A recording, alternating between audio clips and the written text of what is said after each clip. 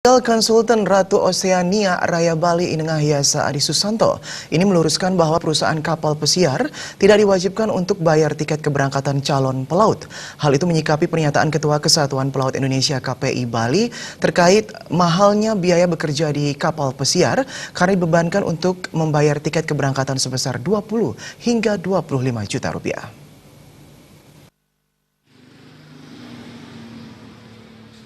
Ditambahkan Inengah Yasa Adi Susanto, yang juga advokat di kantor hukum Widi Sanda Nugraha dan Partners, mengatakan pihaknya meluruskan pernyataan Ketua Kesatuan Pelaut Indonesia Bali agar tidak ada pihak yang berkepentingan memberikan pernyataan menyesatkan bagi pencari kerja ke kapal pesiar dan orang tuanya. Selama 10 tahun berposisi sebagai sommelier di Celebrity Cruises, tidak ada satupun pasal atau regulation di MLC Maritime Labour Convention 2006 yang mengharuskan perusahaan kapal pesiar menanggung biaya tiket bagi pelaut yang akan diberangkatkan. Namun yang diwajibkan di MLC 2006 adalah bahwa perusahaan wajib untuk membayar ganti rugi, reimbursement, biaya visa yang dikeluarkan oleh pelaut. Itu pun hanya biaya yang dibayarkan di kedutaan tempat pelaut mencari visa. Sedangkan biaya keberangkatan dan akomodasi pengurusan visa tidak ditanggung oleh perusahaan kapal pesiar. Sesuai dengan MLC 2006, agen-agen pengawakan yang menawarkan jasa perekrutan tidak boleh mengenakan biaya kepada calon pelaut untuk mendapatkan pekerjaan alias agency fee. Biaya untuk medical check-up, pembuatan buku pelaut, paspor atau dokumen-dokumen perjalanan ditanggung oleh pelaut sendiri. Hal tersebut juga dibenarkan oleh Iwayan Sudiarta yang sekarang sebagai Senior Beverage Manager di salah satu perusahaan kapal. Dirinya sudah lama bekerja di kapal pesiar, juga ingin meluruskan kegaduhan yang terjadi karena ini salah satu edukasi bagi masyarakat pada umumnya. Tidak wajib bahwasannya perusahaan kapal pesiar itu memberikan tiket gratis karena tidak ada di aturan MLC. Ini kebetulan saya ada MLC Maritime Labour Convention tahun 2006 yang sudah saya terima dari kira-kira 4-5 tahun yang lalu.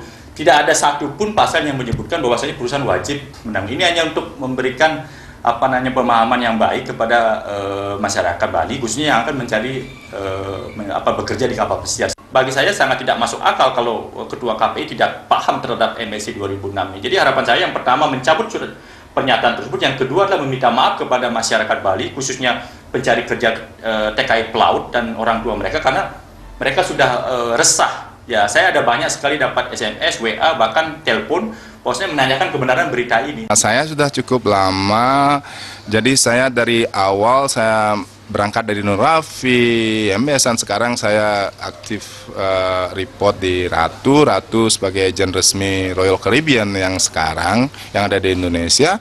Nggak pernah saya ngerasain yang gitu, nggak pernah yang namanya pungutan.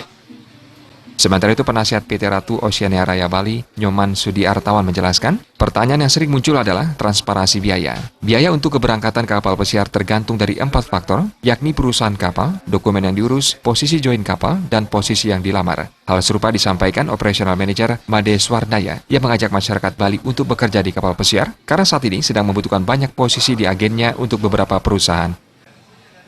Pembayaran tiket nantinya bisa kami tentukan bila telah lulus final interview dan perusahaan apa yang telah meng-hire adik-adik nanti ke depannya. Jadi untuk adik-adik semua masyarakat Bali yang ingin berangkat ke kapal pesiar, datang ke PT Ratu Oceania Raya Bali, kami siap membantu. Posisi-posisi yang sering kita butuhkan belakangan ini adalah di posisi cook, gali, udah itu housekeeping, cleaner, laundry, dan juga asisten waiter. Jadi saya harapkan teman-teman semua semeton Bali khususnya ya, silahkan datang ke agen kita supaya bisa cepat mencapai tujuannya berangkat di kapal pesiar. Alit Setiawan, Bali TV.